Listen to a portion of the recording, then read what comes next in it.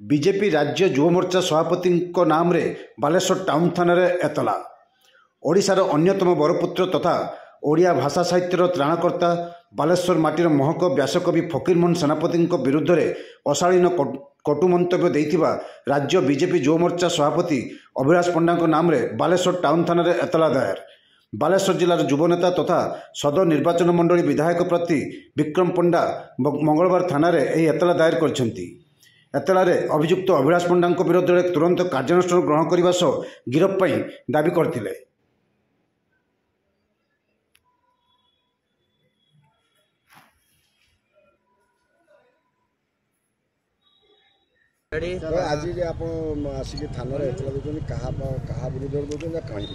देखो 7 दिन तले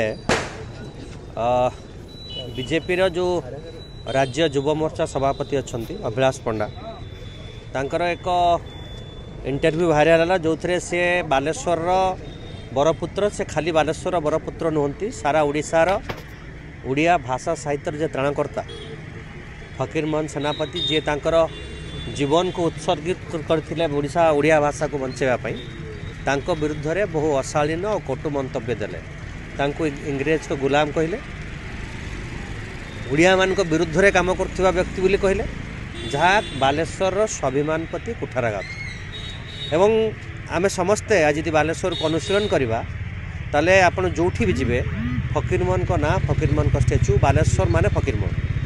तेणु ये भली अपमान बालेश्वरवासी सह्य करने मोड्रे नहांती। आज ओडिया अस्मिता कथा जो उठुची से सरकार जड़े बड़ नेता से फकीरमोहन सेनापति को तिरस्कार करवा कौटना कौटी जो दुमुहा नीति ये पदा को आसी।